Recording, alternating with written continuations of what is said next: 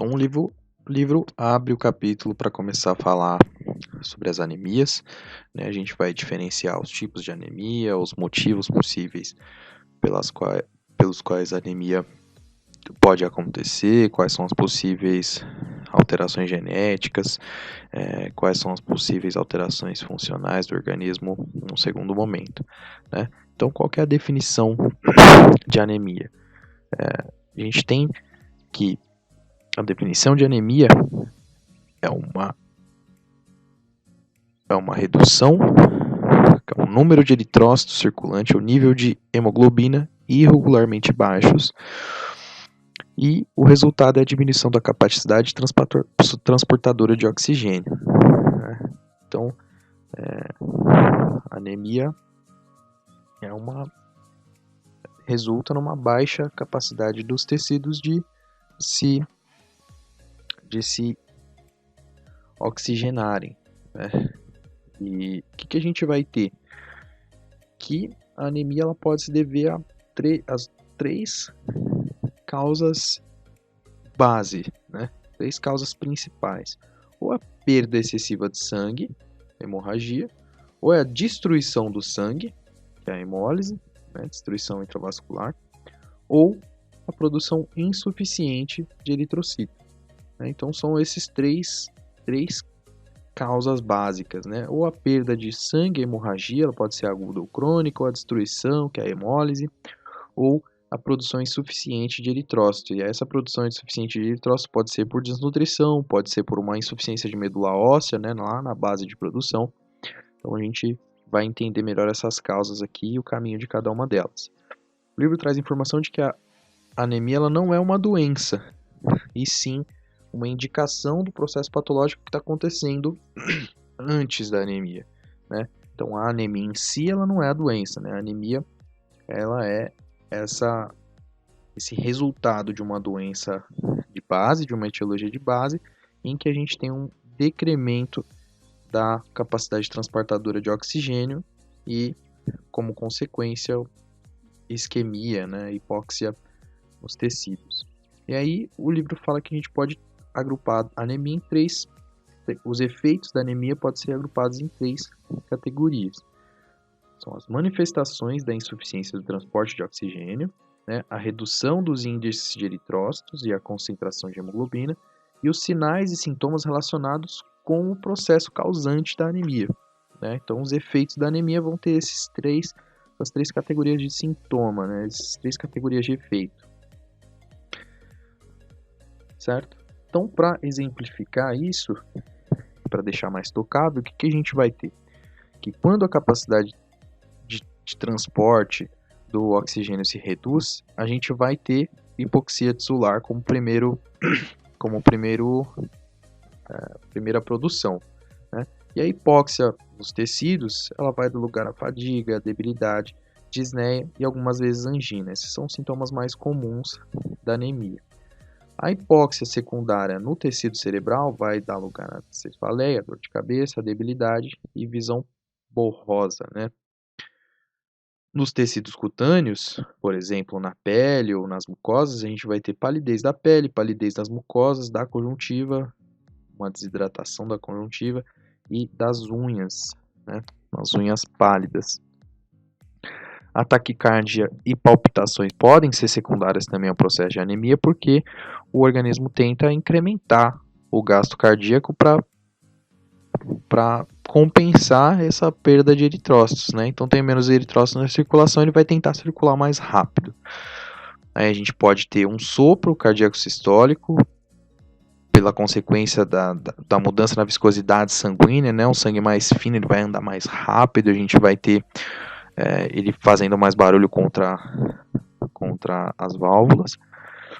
As pessoas com anemia grave, por exemplo, que tem uma cardiopatia persistente, o livro fala que elas podem ter uma hipertrofia ventricular, pelo aumento desse gasto cardíaco, e uma insuficiência cardíaca de alto gasto também. A eritropoiese, ela começa a acelerar quando a gente tem perda de eritrócito, o que pode dar lugar a uma dor óssea, né, pela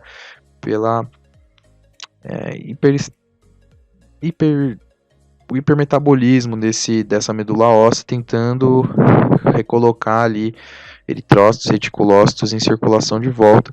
E aí ele fala que a gente pode ter também uma hipersensibilidade external. Né?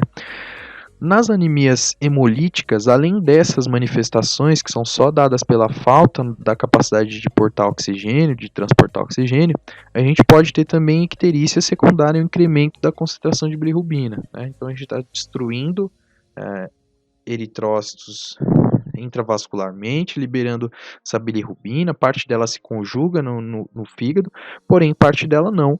E aí se a gente tiver uma alta concentração de bilirrubina livre, a gente vai ter que parte dessa bilirrubina vai ser depositada nos tecidos e vai começar a trazer a icterícia, sobretudo a icterícia ocular.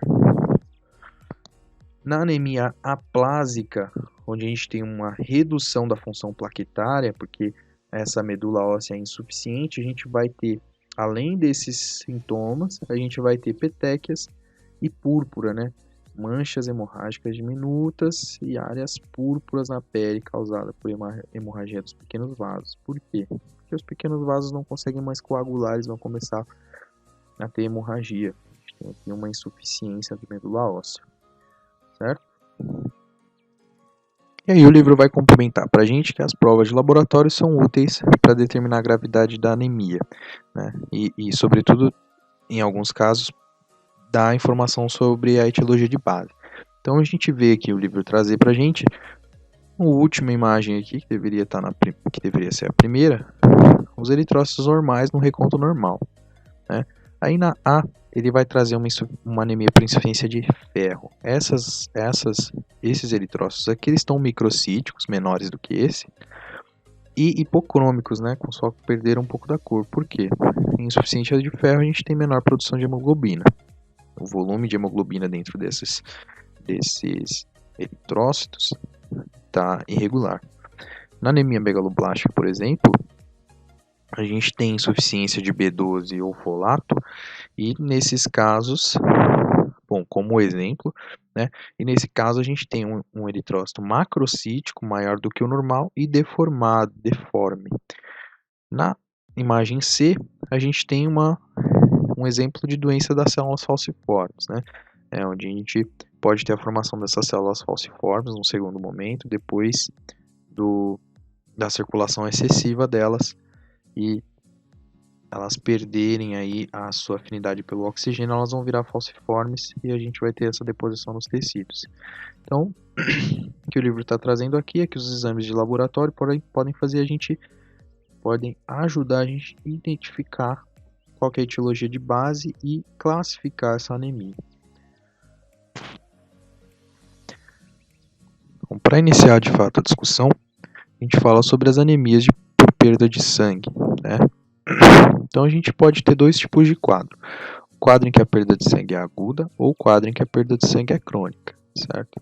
Se a gente tem um quadro de perda de sangue aguda, o que pode acontecer é que essas pessoas podem entrar em colapso e choque vascular logo de cara, né? Se não for o caso, se esse colapso não chega a acontecer, a gente tem uma diminuição na contagem de eritrócitos, certo?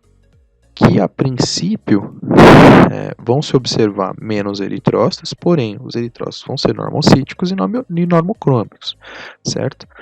A gente pode ter, então, a gente está com poucos eritrócitos, porém normocíticos, normocrômicos na circulação.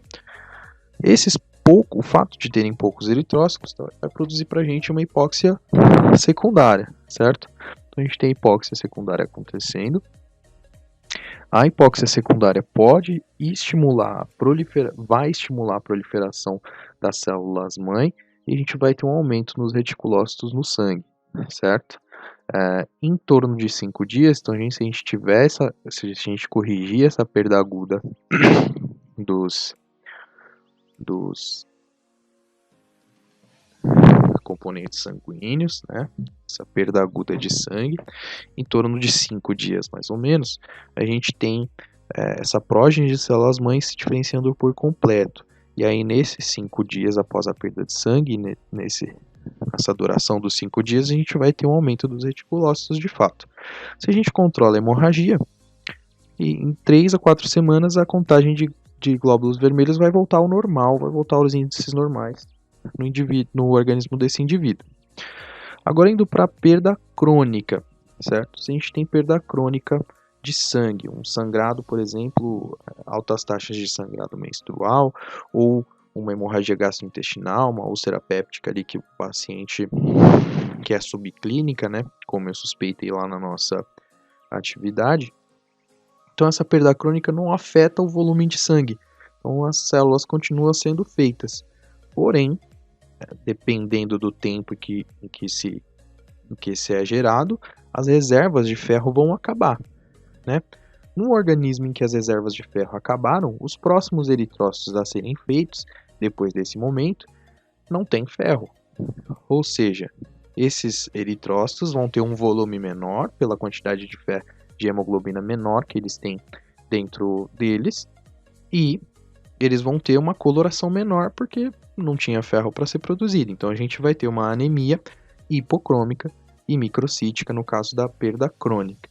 No caso da perda aguda, a gente vai ter uma anemia normocítica normocrômica no primeiro momento, certo? E aí, se ela for corrigida, essa anemia normocítica normocrômica vai ser corrigida. Então a gente começa a consideração das anemias hemolíticas, onde os eritrócitos são destruídos de fato, né? E ela é caracterizada por a destruição prematura dos eritrócitos, a retenção corporal de ferro e um incremento na eritropoiese, certo?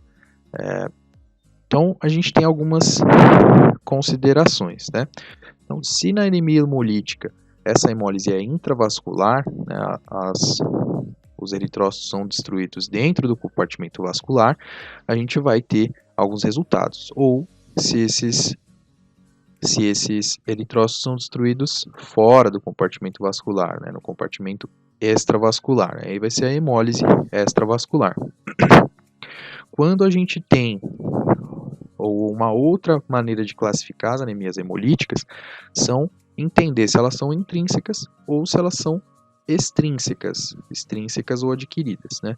As anemias intrínsecas, elas vão considerar as anemias, as formas, os defeitos na membrana do eritrócito ou nas hemoglobinas, ou defeitos nas enzimas, e esses são os defeitos herdados, né?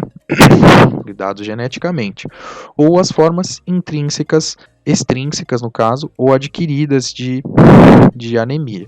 Então o livro vai mostrar para a gente a discussão das anemias hemolíticas herdadas e lá embaixo a discussão sobre as anemias que foram adquiridas, né? Então para começar a falar sobre anemia e hemólise, anemia hemolítica e hemólise intravascular, então anemia hemolítica intravascular, anemia hemolítica extravascular. Então, na anemia hemolítica intravascular, o eritrócito é menos frequente, né? E o eritrócito ele vai ser hemolizado pela fixação de complemento, lesão mecânica ou fatores tóxicos. Isso dentro do compartimento vascular, certo? As características que a gente vai ter vai ser uma hemoglobinemia e uma hemoglobinúria, além de icterícia e deposição, né, desses restos de ferro que a gente vai chamar de hemossiderinúria. Então, se a gente tiver uma hemoglobinúria, vai mais partes de ferro, mais partes de hemoglobina, na verdade, vão correr até o sistema de excreção renal e a gente vai ter hemoglobinúria. E icterícia quando a gente tiver os produtos da deposição de ferro livres no organismo.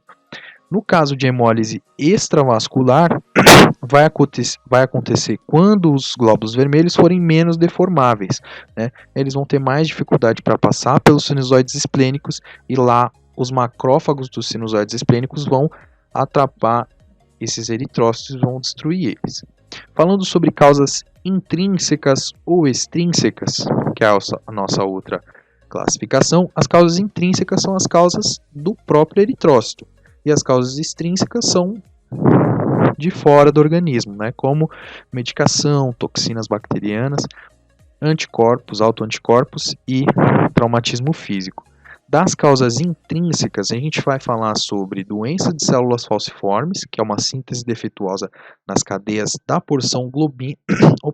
Doenças de células falciformes, na verdade, são a substituição anômala de um aminoácido, que é a valina, do ácido glucurônico, ou ácido glutâmico, na verdade, pela valina, na produção da hemoglobina. A gente vai ter a formação da hemoglobina S, que é uma hemoglobina anômala.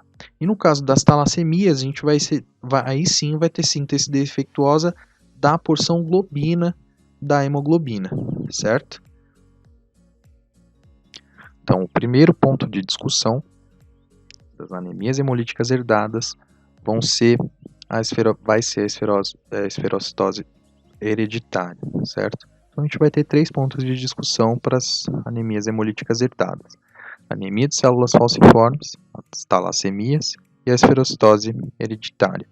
E as manifestações clínicas variam entre elas de acordo com o genotipo, né, com o genótipo, a magnitude da alteração nas proteínas ou na hemoglobina, ou o que seja, certo? Então, para falar de esferocitose hereditária, a gente vê que ela é um autossômico dominante, que é o transtorno herdado mais comum de membrana eritrocítica, né? O transtorno de membrana mais comum. O que vai acontecer?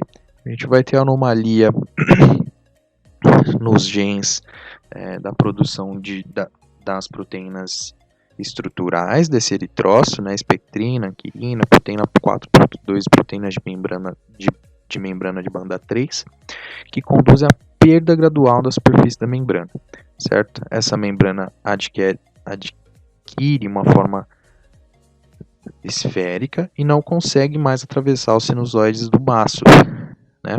E aí, as manifestações clínicas vão ser variáveis, mas a gente vai ter uma anemia hemolítica leve, icterícia, né, por deposição de bilirrubina não conjugada e conjugada depois de passar pelo fígado, mas a gente vai ter uma alta deposição de bilirrubina e cálculos de bilirrubina.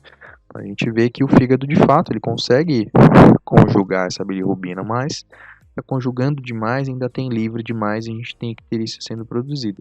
Eu deixei por último para falar sobre a esplenomegalia, só para a gente ter essa noção de que na esferocitose hereditária, a esplenomegalia vai ser bem demarcada, né? E, inclusive, o tratamento sugerido seria uma esplenectomia para diminuir a taxa de destruição desses eritrócitos. Então, bastante interessante e importante a gente pensar sobre a esferocitose e como que ela é visualizada. Eu trago aqui a imagem para a gente dar uma olhada, né? Então, a gente consegue visualizar no frutamento sanguíneo essas esferas aqui de fato. Então a gente vê o aspecto, consegue observar o aspecto bicôncavo de fato, mas aqui a gente tem um indício, né, de que o aspecto bicôncavo ele está nessas em que o centro da célula ele é mais claro, e nessas em que a célula é mais homogênea e tem de fato uma forma de esfera, não tem esse aspecto bicôncavo, né? Tem várias aqui nesse frutamento sanguíneo, e a gente pode observar com mais detalhe o que acontece com essas células, né? Então a gente começa a falar sobre as doenças das células falciformes, né? E o que é a doença de células falciformes? A gente tem a formação de uma hemoglobina anômala, né? Uma hemoglobina que tem, em primeiro ponto, pior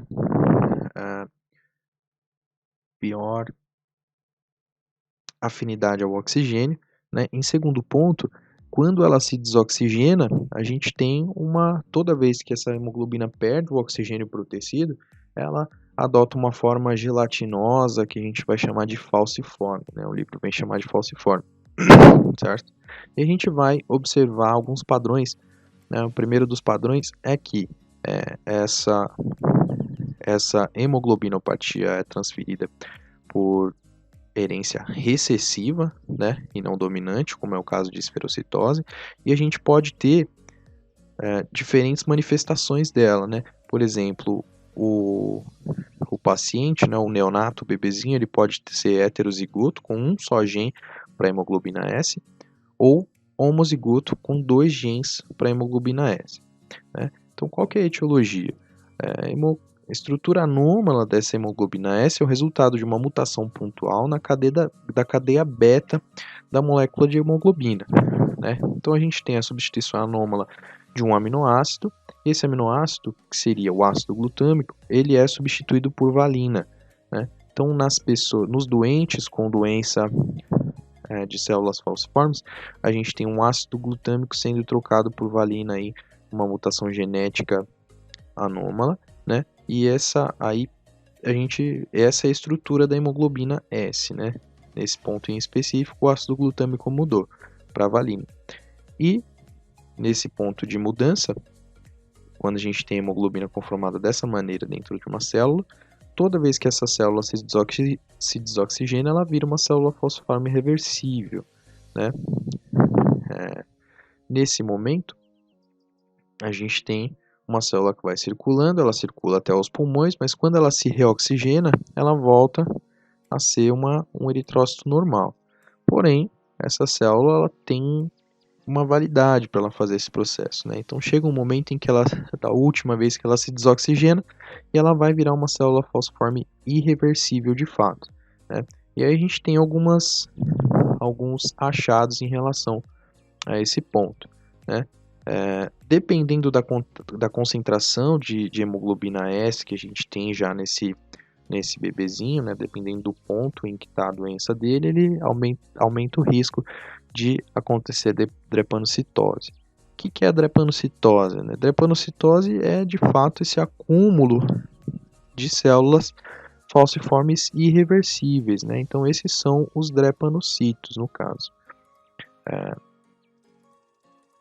Aqui o livro explicando que ele pode voltar para o estado normal, mas depois de episódios repetidos ele se mantém na forma falciforme, que é o caso do drepanocito. Né?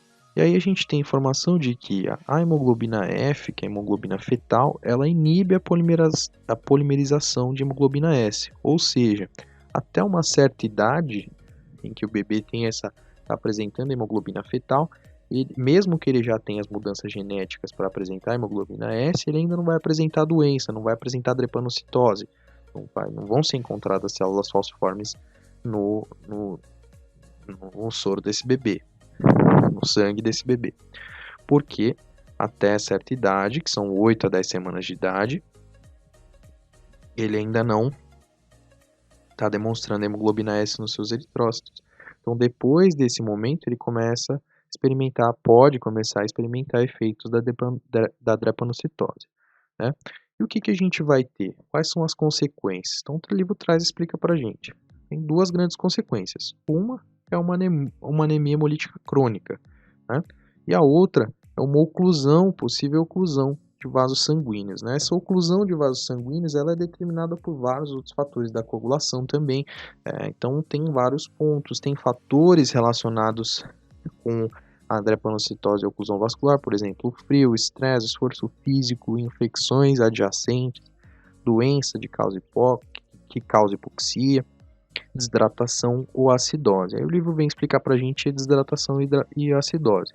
Então, no caso de desidratação, a gente tem uma célula que está incrementada a concentração de hemoglobina dela por causa do efeito de diluição, né? A célula eritrocítica está perdendo água, então dentro dela tem maior concentração de hemoglobina, contribui à polimerização e àquela formação da célula falciforme. No caso da acidose, a acidose sistêmica ela reduz a afinidade da hemoglobina pelo oxigênio, então também vai induzir a célula a ficar dessa maneirazinha. Se a gente tiver aqui uma maior circulação de células, falciformes, irreversíveis, né, drepanocitos, a gente tem um aumento da adesividade, elas começam a grudar nas paredes dos vasos, e aí vai chegar um momento em que a gente vai ter oclusão vascular. Essa oclusão vascular vai ocasionar uma isquemia tisular e infarto dos tecidos, e a gente vai ter alguns síndromes clínicos, né, manifestações clínicas da drepanocitose tendo acontecido de fato. Aí o livro vai trazer para a gente o quê?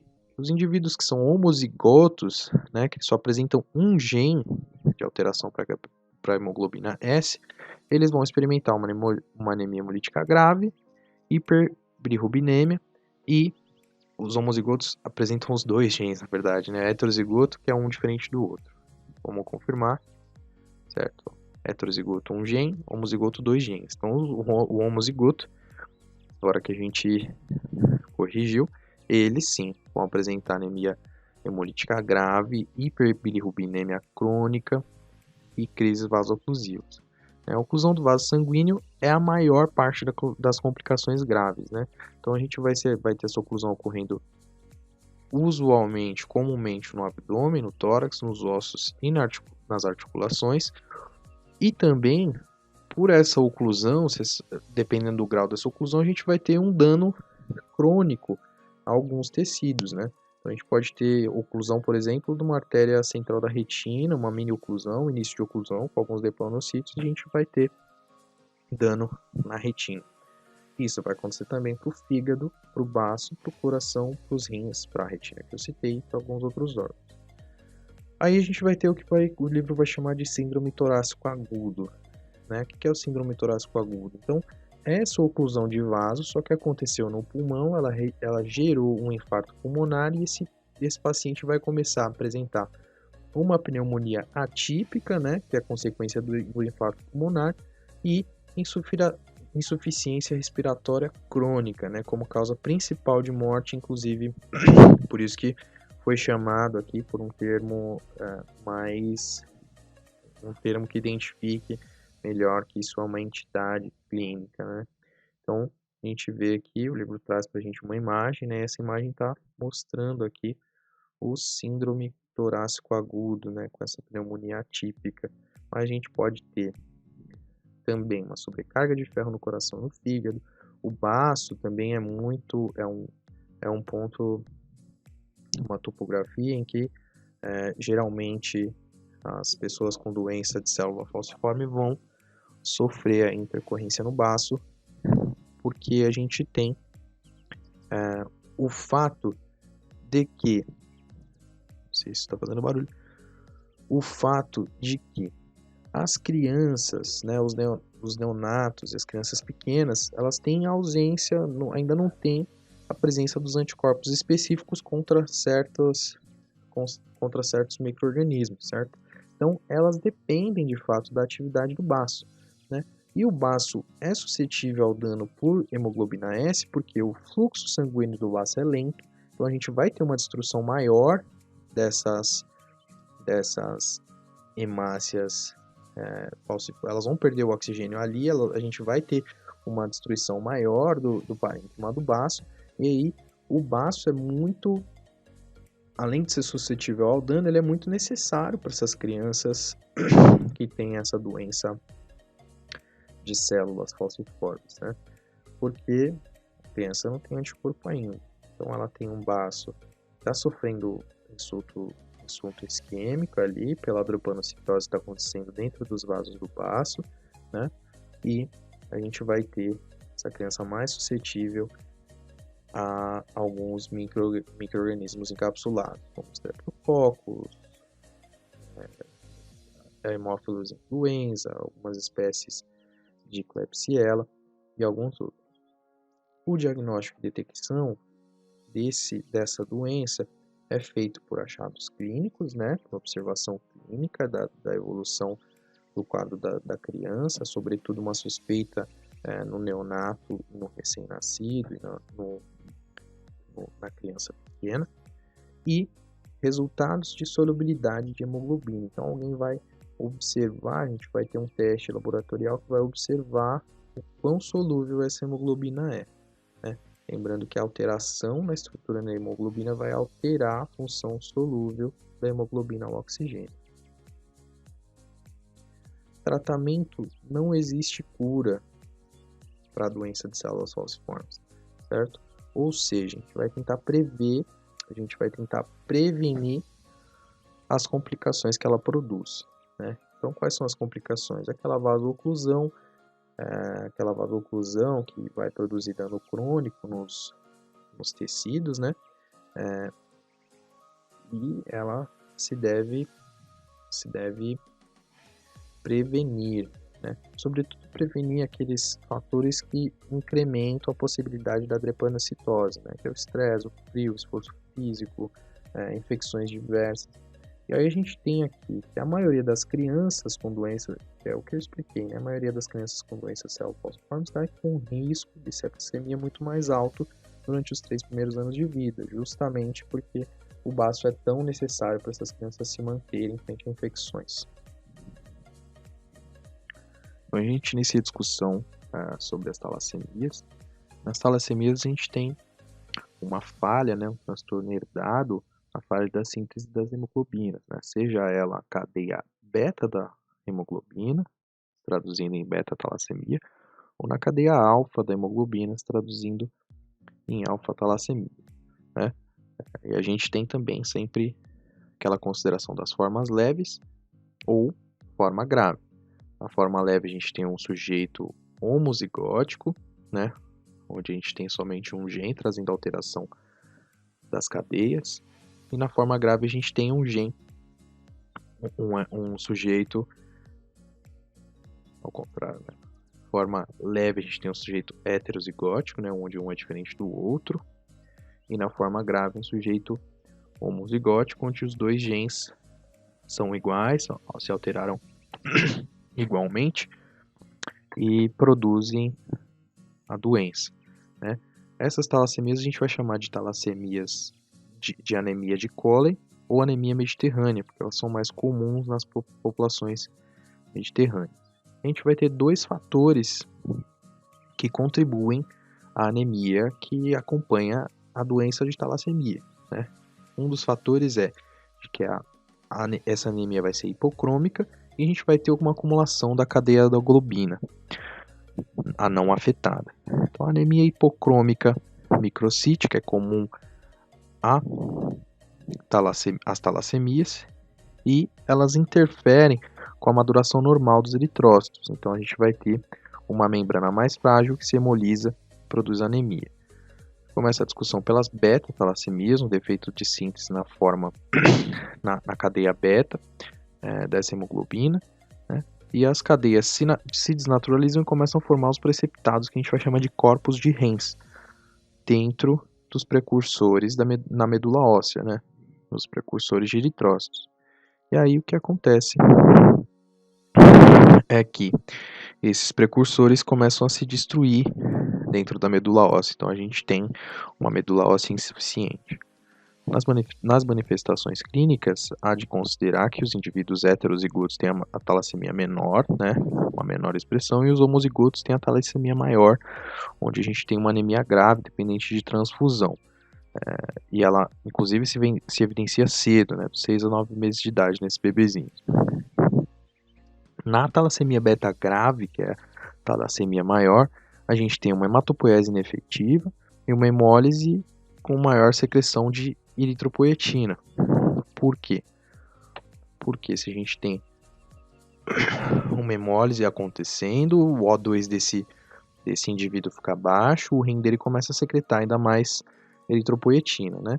Aí a massa de medula eritropoética começa a invadir o córtex ósseo. Então a gente teria uma medula em volta, uma medula envolvida por uma corteza, um córtex ósseo. Porém, como essa medula está hiperativa, ela começa a ficar hiperplásica pelo tanto de estímulo que recebe da eritropoetina, a gente começa a ter essa medula invadindo o córtex ósseo. O que acontece? A gente tem um afinamento do osso cortical e nesses pacientes a gente vai encontrar uma formação óssea evidente nos ossos maxilar e frontal, que dá para os doentes com essa condição uma cara de esquilo, né? E eu trouxe aqui só para a gente poder observar. Vou ter que selecionar aqui uma outra janela, mas para a gente poder observar, essa é a face da beta-talassemia, né? Essa face que parece de fato uma face de esquilo, tem outras imagens, né? Uma verticalização do osso maxilar aqui, e aí os lábios não se fecham, não consegue fechar os lábios essa criança. E essa pessoa vai se desenvolver dessa maneira, né? Aqui a gente tem um pós-tratamento cirúrgico de uma jovem que aqui nesse momento tem 20 anos e tem as deformidades de fato do osso facial. E depois da cirurgia ela fica com esse aspecto, mas a gente ainda vê uns resquícios aí do que a doença produziu. Certo? Seguindo, então, a gente tem que pensar que a sobrecarga de ferro é uma complicação maior das beta-talassemias, e aí o ferro começa a se depositar, né, no miocárdio, no fígado, nos órgãos endócrinos, vão começar a danar o órgão, produzir dano no órgão. E o livro traz informação de que transfusões regulares de sangue são ideais para manter os níveis de hemoglobina em 9 e 10 gramas por decilitro, né? Que essa pessoa tem uma melhora significativa no crescimento e desenvolvimento, sobretudo dos ossos, e estende a sobrevida desse paciente. E a gente fala sobre as alfa-talassemias, né? As alfa-talassemias são alterações na cadeia alfa da globina, da hemoglobina. E essa cadeia alfa é controlada por 2 pares, né? Ou 4 genes. Então, a variação da gravidade da doença é de acordo com a variação com o número de eliminações gênicas, o número de depleções. Um só gene, a depleção de só um gene, gera indivíduos assintomáticos. A eliminação de dois genes leva a uma anemia hemolítica leve. A eliminação de 3 genes começa a origina, né, uma hemoglobina que é expressa e denominada hemoglobina H. Essa é a forma clínica mais importante, porque é a mais comum entre as alfa-talassemias, né? E essas pessoas, elas têm anemia hemolítica crônica moderada, pode requerir transfusões de sangue. E aí a forma mais grave das alfa-talassemias, mesmo que seja também sendo a mais rara, é uma em que os 4 genes da alfa-globina foram eliminados, e a gente vai ter a doença chamada síndrome de hidropisia fetal. Na síndrome de hidropisia fetal, o defeito da eliminação dos 4 genes vai produzir uma molécula de hemoglobina que a gente chama de hemoglobina de Bart. Essa hemoglobina tem uma afinidade extremamente alta pelo oxigênio, ela não libera oxigênio para os tecidos, e aí, usualmente, esses fetos, eles geralmente morrem antes do parto ou pouco depois do parto. E aí, para completar a discussão sobre as anemias hemolíticas, a gente fala sobre as anemias hemolíticas adquiridas, né? Como adquiridas? Adquiridas significa que a gente vai ter fatores extrínsecos, né? Não relacionados diretamente com o eritrócito, mas que vão impactar na funcionalidade, na vida do eritrócito, para ser mais exato, que vão desenvolver uma anemia, né? Vão condicionar uma anemia. Então, vários desses fatores, por exemplo, vários desses fatores vão produzir hemólise, né? Por exemplo, fármacos, substâncias químicas, toxinas, venenos e infecções com a malária, né? O paludismo, que destrói as membranas dos eritrócitos. Então, a gente sabe que a malária, ela é uma infecção, um parasita, onde na sua forma afetiva, né, no fim, ela começa a atingir de fato os eritrócitos, né? Então lá dentro o eritrocito começa a se reproduzir dentro do eritrocito e ele estoura, né? Aí o livro traz a ideia de que muitas anemias hemolíticas são imunomediadas, né? Então, que é um componente aqui, é um fator que não depende do eritrócito. Então ela é uma anemia hemolítica adquirida. Exemplos são anticorpos IgG, que reacionam com o calor, e anticorpos do tipo IgM, que reacionam com o frio. E aí o livro vai trazer essa compreensão que talvez sugira uma leitura no Robbins, porque seria uma leitura mais completa.